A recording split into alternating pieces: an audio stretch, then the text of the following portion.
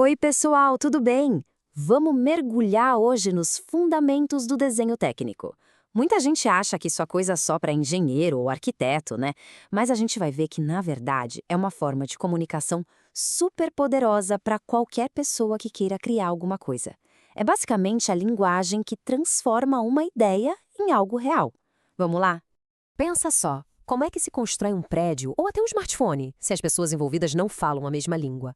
Pois é, o desenho técnico é exatamente esse idioma universal. Com ele, uma ideia que nasceu lá no Japão, por exemplo, pode ser construída aqui no Brasil sem nenhum erro. É a ponte perfeita entre a imaginação e a construção. Bom, o nosso roteiro de hoje vai passar por 4 pontos bem importantes. Primeiro, vamos entender as regras dessa linguagem. Depois, porque a precisão é o ponto-chave de tudo. Na sequência, a gente conhece as ferramentas essenciais e, para fechar, vamos aprender o alfabeto que dá vida aos projetos. Então, começando pelo começo. Para qualquer linguagem funcionar, ela precisa de regras, certo? No desenho técnico não é diferente.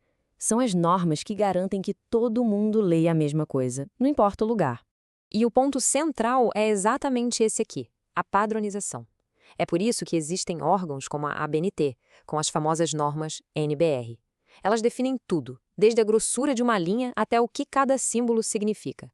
Isso dá uma segurança enorme para qualquer projeto. É como se fosse um manual de instruções visual, só que muito mais completo. O desenho mostra um objeto de vários ângulos diferentes, de frente, de cima, de lado, como se a gente estivesse girando a peça nas mãos para ver todos os detalhes. E mais, cada tipo de linha, cada símbolo tem um significado único, não tem espaço para dúvida. Agora, vamos falar do coração do desenho técnico, a precisão. Aqui, a ideia de mais ou menos simplesmente não existe. Cada tracinho, cada medida tem que ser exata, porque qualquer errinho pode comprometer todo o resultado final. E sabe quem são nossas melhores amigas aqui? A matemática e a geometria. Elas deixam de ser só matéria de escola para virar ferramenta de trabalho. É a geometria que nos ajuda a construir as formas, e a matemática garante que todas as medidas e todos os ângulos estejam, bom, perfeitos. Ah, e aqui tem um ponto que costuma confundir um pouco: a diferença entre proporção e escala. Pensa assim: proporção é sobre harmonia, sobre o desenho parecer certo visualmente. Já a escala é matemática pura, é uma relação direta, tipo 1:100, que diz exatamente o quanto o desenho é menor que o objeto real. É uma regra super rígida. Muito bem, agora vamos para a parte prática. Para colocar toda essa linguagem no papel, a gente precisa das ferramentas certas. É hora de montar o nosso kit. Olha só o nosso kit básico: lapiseiras para ter traços bem definidos, esquadros e régua para retas e ângulos perfeitos, compasso para círculos e arcos e, claro, uma boa borracha e um papel de qualidade. Cada um desses itens é fundamental. E a escolha do lápis ou do grafite faz toda a diferença. Os do tipo H são mais duros, ótimos para fazer aquelas linhas fininhas de construção.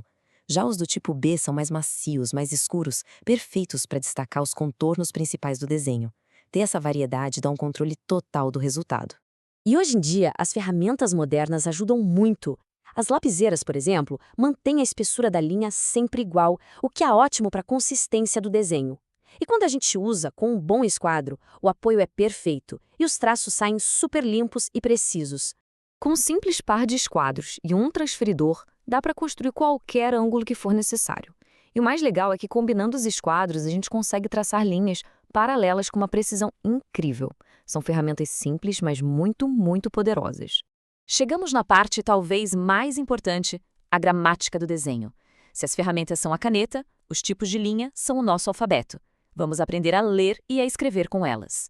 Vamos começar com a mais básica, a linha contínua, aquela mais grossinha. A função dela é bem direta: mostrar todos os contornos e as arestas que a gente consegue ver de fora do objeto. É ela que define a forma principal. E aqui vem a mágica dessa linguagem visual, a linha tracejada. Ela nos permite, de certa forma, ver através do objeto. Com ela, a gente desenha as arestas e os detalhes que estão escondidos lá dentro, mas que são super importantes para entender a peça como um todo. Este desenho aqui ilustra a ideia perfeitamente. As linhas contínuas mostram tudo o que é visível por fora. Mas, se essa peça tivesse algum detalhe interno, como um furo que atravessa ela, esse furo seria representado com linhas tracejadas. É como se fosse uma visão de raio-x da peça. E com isso, a gente fecha os fundamentos. Fica agora uma reflexão. Ao olhar para um objeto qualquer, uma cadeira, um celular, já dá para começar a ler as linhas que vemos e imaginar aquelas que estão escondidas? Esse é o primeiro passo para começar a pensar com a lógica do desenho técnico.